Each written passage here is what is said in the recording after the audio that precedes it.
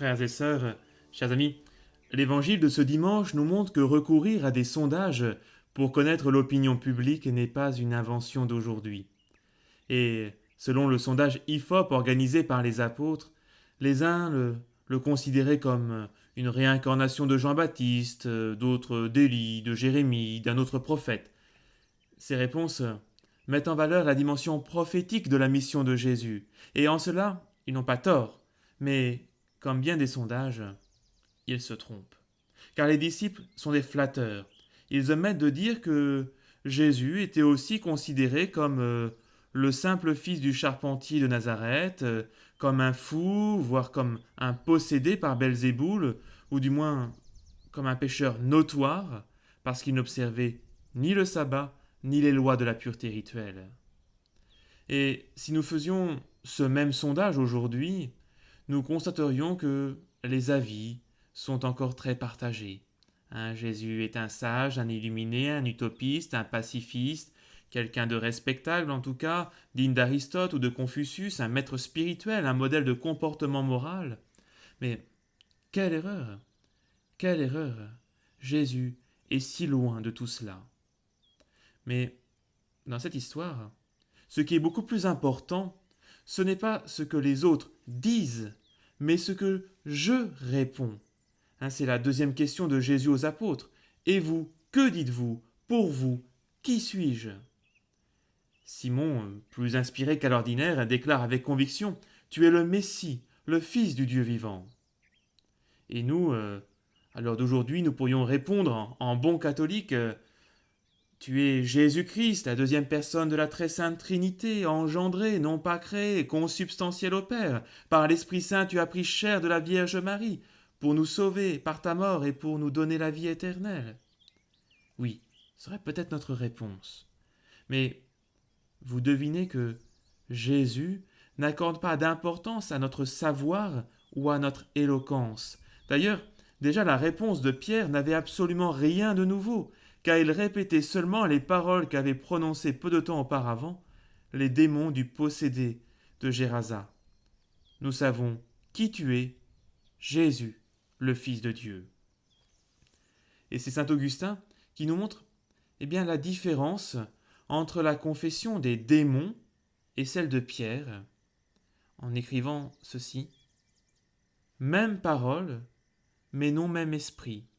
Pierre parlait ainsi pour s'attacher au Christ, les démons pour que le Christ s'éloignât d'eux. Confesser le Christ avec dilection, c'est la foi de Pierre; sans dilection, c'est la foi des démons. Frères et sœurs, il y a, disait en substance le philosophe Pascal, assez de lumière pour ceux qui veulent croire et assez d'obscurité pour ceux qui ne veulent pas. Autrement dit, pour faire simple, pour croire, il faut avoir envie de croire. Je me souviens un jour au Mont-Saint-Michel d'une personne qui était intéressée par les questions de foi. J'avais eu un échange impressionnant avec cette personne, elle était passionnée. Et à un moment donné, j'ai osé lui demander: mais c'est étonnant que vous ne croyez pas. Elle m'a répondu: c'est parce que je n'ai pas envie de changer de vie. Oui, c'est bien vrai. Il nous faut un peu de dilection. Il nous faut aimer Dieu. Il nous faut le désirer pour pouvoir croire vraiment. Nous ne sommes pas tous des grands convertis, comme André Frossard, vous vous souvenez, ce fils du premier secrétaire du Parti communiste français, élevé dans l'athéisme pur et dur, mais qui un jour, en 1935, alors qu'il n'était âgé que d'une vingtaine d'années, il entra dans une chapelle à Paris, et en moins de 2 minutes, il fut métamorphosé. Il en ressort en disant qu'il était catholique. Il ne savait rien de la foi chrétienne, mais il savait avec certitude que la vérité était là.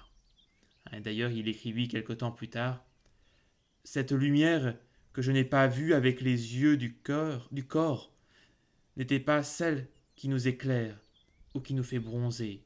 C'était une lumière spirituelle, c'est-à-dire une lumière enseignante et comme l'incandescence de la vérité. Elle a définitivement inversé l'ordre ordinaire des choses depuis que je l'ai entrevu.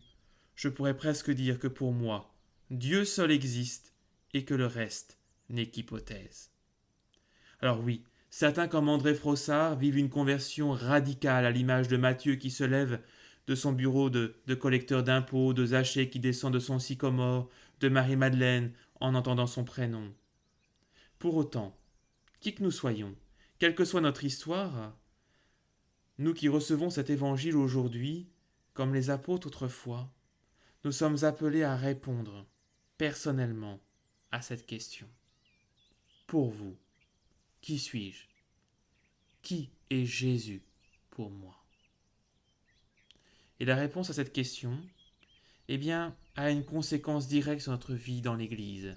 Car acte 2 dans l'Évangile, désolé, je n'ai pas terminé parce qu'il y a une suite dans l'Évangile. Il y a la réponse de Jésus à la profession de foi de Simon.